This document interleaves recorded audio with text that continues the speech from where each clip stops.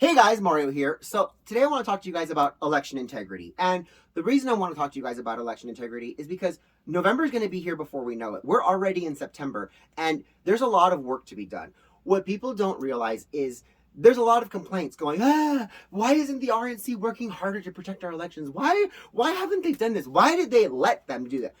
We didn't let them. In 1982, the RNC and the DNC entered what was called a consent decree.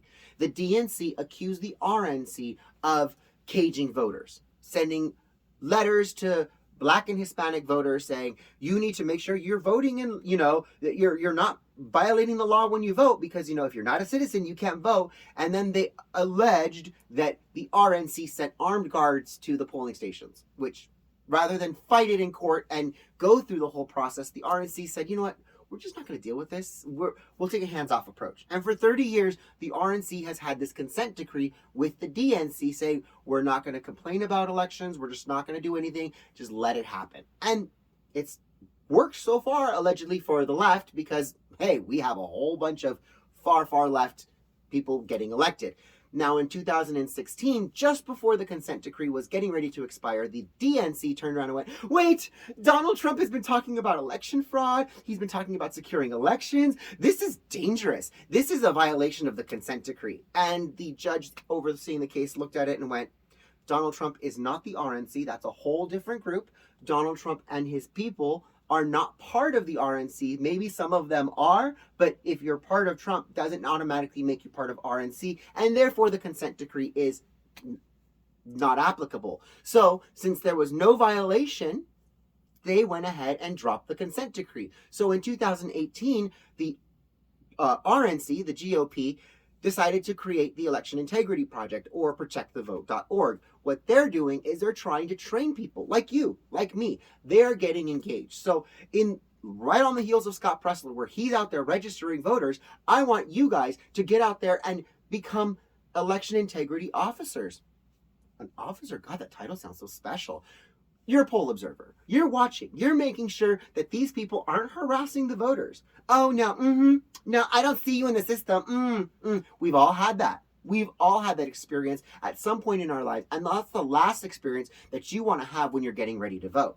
So that's the importance of being a poll observer. Then you also have the poll workers. What if you were working it? You want to be that person, giving that person that beautiful smiling face saying, hi, are you here to vote? What's your name? All right, let's get you in here. Oh, it's maybe something's wrong. We're going to get it resolved as quickly as possible, giving them that reassurance as a poll worker. Then you have the ballot counters. You guys are going to be counting these ballots.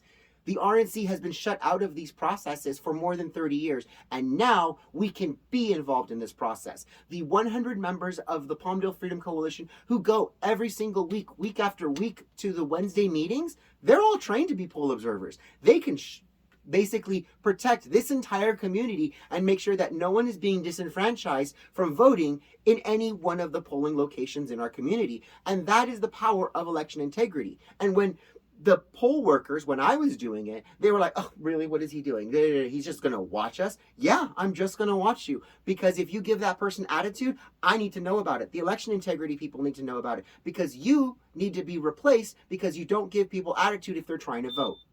There is the heart of the election integrity, is getting back to trustworthy elections, gaining the trust of the voters back, because there's a lot of people out there who say, why am I going to vote? I don't need to vote. It's all corrupt anyways. It's all rigged. It's not rigged. It may have been rigged. It may feel like it's being rigged. It may really, really honestly feel like you don't have a voice in your government, but you do.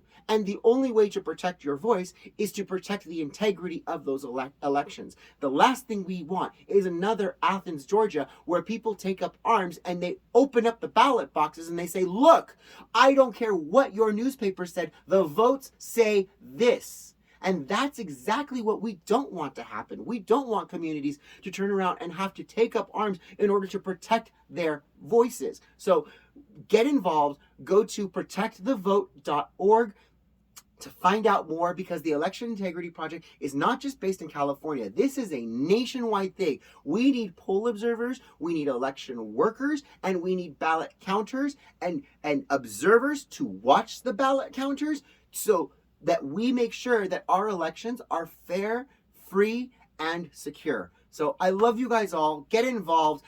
Register voters. Have a rally. Just do something. I love you guys all, and I'll talk to you guys soon. Mwah!